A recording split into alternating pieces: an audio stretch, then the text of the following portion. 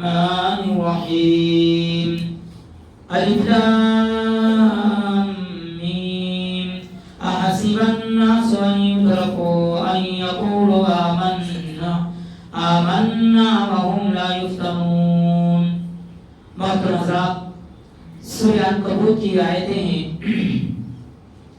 التراویح میں سورہ عنکبوت، سورہ روم، سورہ حامیم سجدہ، سورہ احزاب کی ابتدائی آیتیں بیان کی گئی ہیں.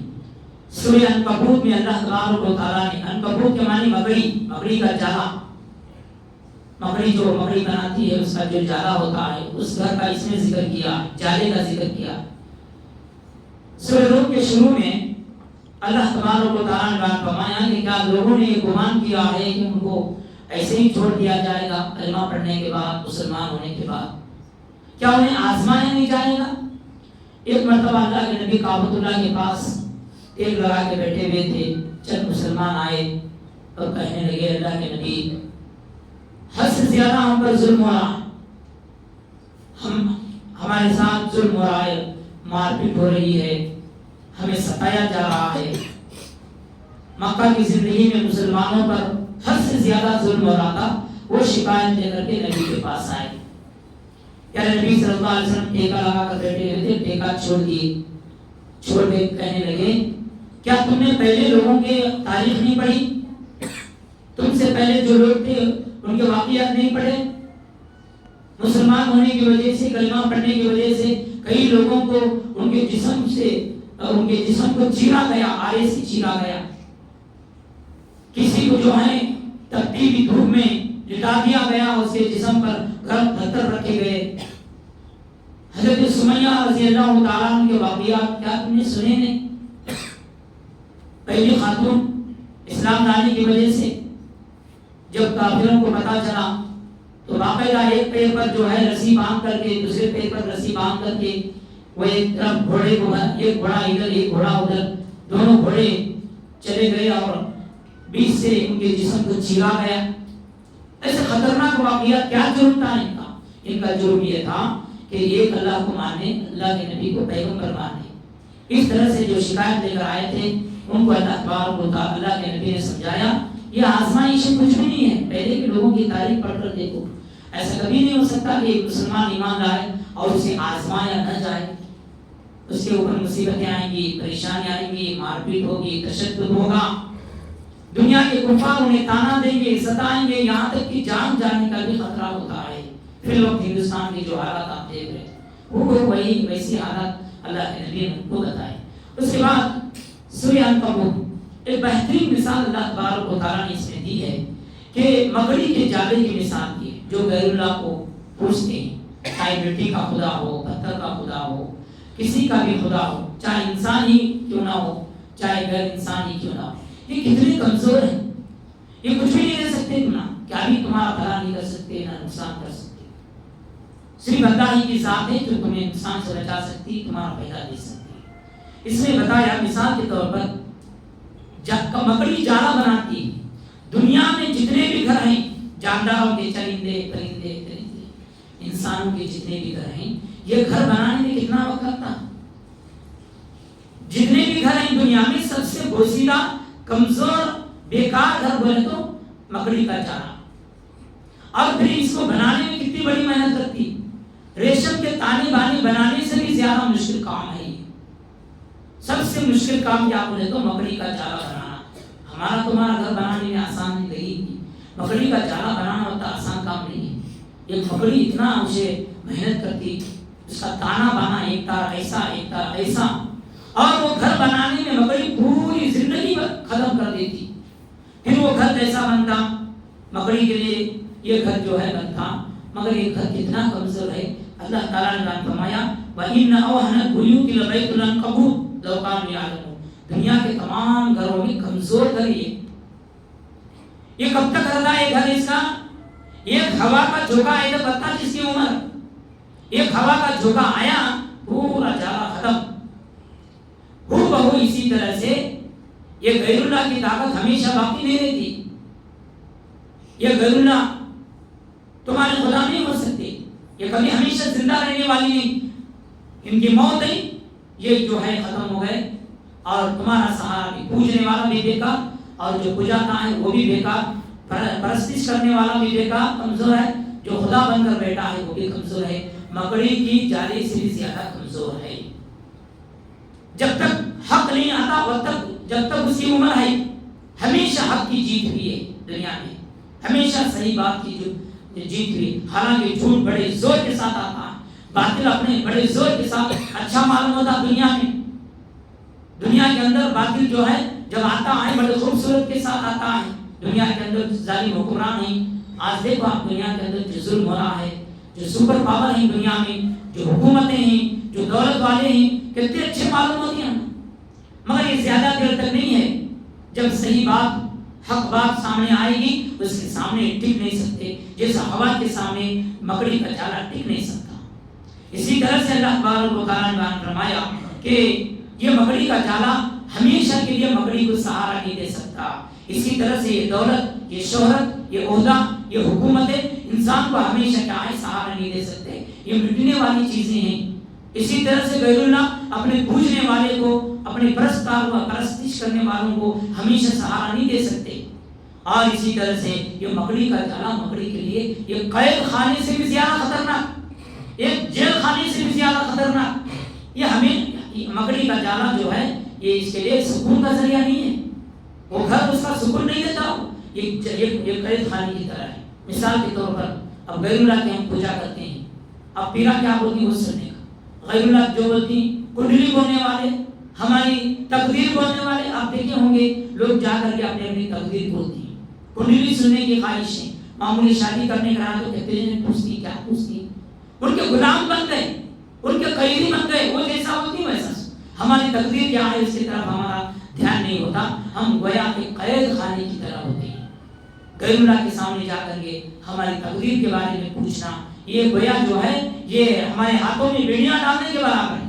اللہ تعالیٰ نے بیان فرمایا جس طرح سے مکڑی کا جالا مکڑی کے لیے ایک قید خانہ ہے، اسی طرح سے غیر اللہ کی پوجا کرنے والا ایک غلام کی طرح ہو، اپنی طرف سے آزادی سے کیا بھی کام نہیں کر سکتا، معمولی چیزوں کو بھی جاؤ کیا ہے ہمیں ان کو پوچھے، ان کو پوچھے، غیر اللہ کو پوچھے، تمام والے پوچھے، اسے پوچھے، ایک غلام کی طرح، غلام سے بھی بدتر زندگی اللہ تعالیٰ نے عقل دیا ہے، صحیح کیا ہے غلط کیا ہے تقدیر کیا ہے سب کچھ ہے، اس کے باوجود بھی مکڑی کی طرح جو ہے ہم بالکل کمزور جو ہے مخلوق ہو جاتی ہیں۔ اس طرح سے اللہ تبارک و تعالیٰ نے غیر اللہ کی بے بسی، اللہ کے علاوہ جتنے بھی خدا بالکل کمزور مکڑی کی جالی کی طرح ہے۔ اس کے بعد سورہ روم میں اللہ تبارک و تعالیٰ نے بیان فرمایا کہ سورہ روم یہ تقریباً اللہ کے نبی بنانے کے 8 سال پہلے کا واقعہ اس میں بیان کیا گیا ہے۔ ایک بہت بڑی جنگ تھی روم والوں کے ساتھ، ایران کے لوگ جو ہے آگ کی پوجا کرتے تھے،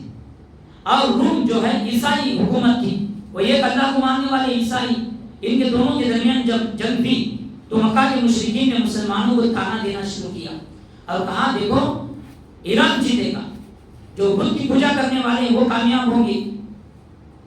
مسلمانوں نے کہا نہیں عیسائیوں کی جیت ہوگی۔ اس طرح سے پورا واقعہ سورہ روم میں اللہ تبارک و تعالیٰ نے بیان فرمایا۔ اس کے بعد سورہ روم کی آیت نمبر 41 میں بیان فرمایا دنیا کے اندر جو بھی فساد ہے، چاہے سمندر میں چاہے دنیا میں، جو جنگیں آپس میں، ایک کنٹری دوسری کنٹری سے لڑنا، ایک خاندان دوسرے خاندان سے لڑنا، ایک انسان کا دوسرے خاندان سے لڑنا، یہ کل طور پر جو ہے خدا اس کا ذمہ دار نہیں ہے، یہ لوگوں کے ہاتھوں کی کمائی کا نتیجہ ہے، یہ بیان فرمایا۔ اس کے بعد آگے اللہ تبارک و تعالیٰ نے سورہ لقمان، حضرت لقمان علیہ السلام ایک تو پیغمبر نہیں تھے مگر ان کا درجہ پیغمبر کے برابر تھا، بہت بڑے حکیم، میڈیکل سائنس کے بہت بڑے امام ہیں لقمان حکیم، انہوں نے اپنے بیٹے کو جو نصیحتیں کی وہ نصیحتیں اس میں بیان کی گئی ہیں۔ سب سے پہلے جو نصیحت ایک باپ اپنے بیٹے کو کر سکتا، کیا کر سکتا وہ بتایا اس میں۔ حضرت لقمان علیہ السلام نے اپنے بیٹے کو بٹھا کر کے سمجھایا دیکھو کبھی بھی شرک نہیں کرنا، کبھی بھی کسی کی حالت میں شرک نہیں کرنا، تیرے ماں باپ بھی اگر شرک پر مجبور کریں وہ بات نہیں ماننا، تمہارے ماں باپ کی ہر بات مانو، شرک کا اگر دعوت دیتے ہیں تمہاری ماں باپ کی بھی بات نہیں ماننا۔ اور اسی طرح سے نماز کی پابندی کرنا، زمین پر اکڑ کر مت چلو، اور اسی طرح سے جو ہے چیختے ہوئے چلاتے ہوئے باتیں مت کرو، چیخنا اور چلانا یہ اللہ کو پسند نہیں ہے۔ آگے اللہ تبارک و تعالیٰ نے فرمایا کہ 5 چیزیں ایسی ہیں اللہ کے علاوہ کوئی بھی نہیں جانتا، یہ اللہ کے علاوہ کوئی بھی نہیں جانتا۔ سب سے پہلے قیامت کب آئے گی یہ نبی کو بھی نہیں معلوم ہے، اللہ ہی کو معلوم ہے۔ بارش کب ہوگی، تیسرا ماں کے پیٹ میں کیا ہے، لڑکا ہے یا لڑکی ہے، یہ تو الٹرا ساؤنڈ کے ذریعے سے پتہ چل رہا ہے، میڈیکل سائنس اتنا جو ہے تحقیق کی ہے، مگر وہ بچہ صحیح سالم پیدا ہوئے گا، پیدا ہونے کے بعد بچیں گا، کیا جوانی تک ٹکیں گا، بڑھاپے تک رہیں گا، یہ اچھے کام کریں گا برا کام کریں گا، کیسا نکلے گا، یہ سب کون بھی نہیں بتا، خالی لڑکا یا لڑکی بتانا کمال نہیں ہے۔ اور اسی طرح سے ہمیں کل کیا کریں گے، کل کا مطلب 1 منٹ کے بعد کیا دیں گا کسی بھی نہیں معلوم، صرف اللہ ہی کو معلوم۔ اس کے بعد جو ہے انسان کی موت کہاں ہوگی، وہ کیا گھر میں مرتا یا ہاسپٹل میں مرتا یا روڈ پر مرتا، حادثات کا شکار ہوتا، بیماری کا شکار ہوتا۔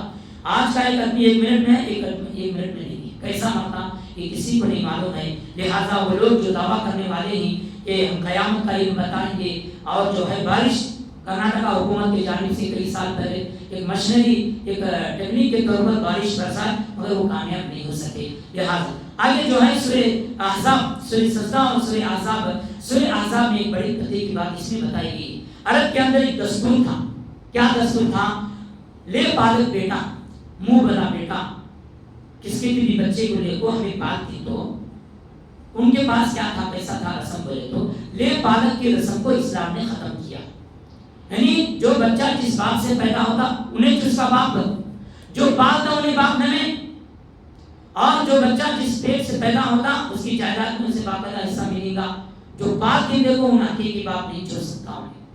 یہ رسم کو ختم کرنے کے واسطے ایک واقعہ بیان کیا۔ میں اس سے پہلے بھی آپ کو بتایا کہ جنگ بدر سے لے کو جنگ احد ہوئی، جنگ حنین ہوئی، جنگ خندق ہوئی، غزوہ تبوک ہوئی، کتنے جنگاں میں سب جنگوں میں اللہ تعالیٰ مسلمانوں کو کامیاب کیا۔ ایک مرتبہ تمام عرب مل کر کے میٹنگ کری، اب تو محمد کو ہرانا ناممکن ہے، کیا کرنا، ایک پلاننگ کری، کیا نہیں اب اسے کیا ہے، اب ان کا مقابلہ کرنے کی ہمارے پاس طاقت نہیں، آمنے سامنے لڑنے کی طاقت نہیں، کیا کرنا، اب اس کے اخلاق کو بگاڑنے کی کوشش کرنا، اسے بدنام کرنے کی کوشش کرنا، کسی نہ کسی طرح سے اسے الزام لگا کو اسے ہرانے کی کوشش کرنا۔ کیا الزام لگائے ذرا سنو، کیسا خطرناک الزام لگائے سنو۔ آج بھی انسان ایسا الزام لگانا بولے تو 10 مرتبہ سوچتا، ایسا 1400-1500 سال پہلے نبی پر الزام لگا۔ وہ کیا الزام لگا کہ سب سے پہلے میں بتایا کہ لے پالک بیٹے کی رسم کو ختم کرے اللہ کے نبی، کیا کرے، حضرت زید، قرآن کے اندر صرف ایک صحابی کا نام آیا حضرت زید کا، لہذا حضرت زید کو اللہ کے نبی، وہ غلام تھے، اللہ کے نبی ان کو آزاد، غلامی کا زمانہ تھا، لوگوں چاہے لوگوں کو غلام بناتے تھے، بیچتے تھے، خریدتے تھے، پیسے دینے کو کیا کیا کرتے تھے، وہ رسم کو بھی ختم کرے۔ اللہ کے نبی حضرت زید کو کیا کرے، پیسے دے کو خریدے، اپنے پاس ہی رکھے گھر میں، 5 بڑے تھے انہوں۔ جب جوان ہوئے تو کیا کرے انہوں، حضرت اللہ کے نبی ان کے پھوپھی ذات بہن حضرت زینب رضی اللہ تعالیٰ عنہ کے ساتھ ان کی شادی کرے۔ اب تو کوئی حضرت زینب بڑے خاندان کی عورت، مشہور خاندان کی عورت، قریش خاندان کی عورت، حضرت زید جو ہے غلام، جوڑا برابر تو نہیں تھا۔ یہ رشتہ اللہ کے نبی طے کرے، مگر کسی بھی پسند نہیں تھا یہ رشتہ، حضرت زینب کو بھی پسند نہیں تھا، مگر اطاعت کسے بولتے، دیکھو ہم نہ پسند نہ رہنے کے باوجود بھی نبی کی باتوں پر سر جھکانا اسے اطاعت کہا جاتا ہے۔ اللہ کے نبی کیا بولے، میرا حکم ہے ماننا تمہیں، یہ اللہ کا حکم ہے، میرا بھی نہیں۔ تو شادی ہو گئی، شادی ہونے کے چند سال بعد ہی کیا ہوا، یہ شادی نہیں کی، کیونکہ تمہیں اونچے خاندان کے غلام ان کو کیا ہے جمعہ نکالی، اور رشتہ جو ہے بہت جلد ختم ہوا۔ اس کے بعد کیا ہوا بولے تو اللہ کے نبی ان کو طلاق دلائے، باقاعدہ ان کو کیا ہے جدا کرے، ان کا راستہ الگ کرے، ان کا راستہ الگ کرے۔ بعد میں جا کو حضرت زینب سے جو اللہ کے نبی کی پھوپھی ذات بہنیں ہوں ان سے شادی، اللہ کے نبی ان کے حضرت زینب سے ان کی شادی ہے۔ اب ان کو موقع ملا، عرب کے قریش لوگوں کو موقع ملا، ایک ایسا آدمی ہے بہو کے ساتھ شادی کرے، بہو کے ساتھ شادی کرے۔ لوگ کیا سمجھتے تھے، حضرت زید کو نبی کا بیٹا سمجھتے تھے، یہ اللہ کے نبی کے بیٹے نہیں تھے، اللہ کے نبی کو مرد بیٹے تھے۔ بچپن میں جو ان کا انتقال ہوا، اور کیا ہے حضرت زید خالی ایک غلام تھے، اللہ کے نبی خالی پالے تھے ان کو، ان کا سگا بیٹا نہیں تھے، وہ سگے بیٹے نہیں تھے. لوگ کیا سمجھتے تھے؟ نبی کے بیٹے، نبی کے بیٹے. کیا الزام لگائے؟ کیسا آدمی ہے، اپنے بیٹے کو کیا ہے عشق میں مبتلا ہوا، نعوذ باللہ محمد عشق میں مبتلا ہوا، زینب کے ساتھ ان کا عشق کا چکر تھا، نعوذ باللہ. ایسا الزام لگائے. جنگ کے میدان میں تو کامیاب نہیں ہوئے. اب کیا ہے کیریکٹر کو ان کا حملہ ہوا اور بولنے لگے کیسا آدمی، بھو کے ساتھ شادی کریں، اپنے بیٹے کو بیوی کے ساتھ طلاق دلا کو خود شادی کیا. اللہ تبارک و تعالیٰ نے اس کا جواب دیا، یہ دونوں بیٹے نہیں ہیں، دیکھ پالک کی بیٹے کو ختم کیا گیا، رسم کو ختم کیا گیا. اور حضرت زینب جو ہے بچپن سے لے کو ہمیشہ اللہ کے نبی کو پہچانتی تھی، ان کا آنا جانا سب کچھ تھا. اگر عشق نعوذ باللہ ایسی بات ہوتی عشق کی تھی تو پہلے شادی کر دیتے تھے اللہ کے نبی. حضرت زید کے ساتھ شادی کیوں کراتے تھے؟ تو لہٰذا اللہ کے نبی کی جتنی بھی شادیاں ہوئی وہ نبی کی مرضی سے نہیں ہوئی، وہ آسمان سے باقاعدہ لسٹ آئی تھی، ان سے شادی کرو، ان سے شادی کرو، ان سے شادی کرو. اور مسلمانوں کے دلوں میں بھی ذرا کھٹکا پیدا ہوا. آلریڈی اللہ کے نبی کے ساتھ زینب کی جس وقت شادی ہوئی، حضرت زینب امہات المومنین کی، اس وقت 4 بیویاں اللہ کے نبی کی آلریڈی تھی، امہات المومنین تھی. مسلمانوں کے دلوں میں بھی ذرا کھٹکا پیدا ہوا. 4 بیویاں رہنے کے باوجود بھی 5ویں شادی کیوں کرے؟ یہ مسلمانوں کے شک کو بھی دور کرنے کے واسطے اللہ تبارک و تعالیٰ نے باقاعدہ سورہ احزاب میں پردے کے احکام نازل کیے اور بتایا کہ اللہ کے نبی کو 4 سے بھی زیادہ شادیاں اجازت ہے. کئی کو اجازت ہے تو منع 4 کئی کو، ان کو 4 سے زیادہ کئی کو. اللہ کے نبی کا میدان جو ہے دعوتی میدان تھا. جتنے بیویوں سے اللہ کے نبی نے شادی کی الگ الگ خاندان سے. اس زمانے میں داماد کی بڑی عزت ہوا کرتی تھی، دامادوں کو جوان کو بہت عزت و احترام کے ساتھ دیکھا جاتا تھا. اللہ کے نبی کی سوچ یہ تھی کہ زیادہ سے زیادہ میری بات ہر خاندان کے گھر میں پہنچے، لہٰذا الگ الگ خاندان سے شادی کر کے یہ شادی کرنے کا مقصد عشق عاشقی نہیں نعوذ باللہ، بلکہ دعوت جو ہے ہمارے جہاں تک ہو سکے سسرال کے ذریعے سے پورے خاندان میں پہنچ جائے، یہ مقصد تھا. اللہ تعالیٰ سے دعا ہے کہ اللہ تبارک و تعالیٰ سب کو صحیح تاریخ جاننے کے اللہ کی توفیق عطا فرمائے. اللهم صل على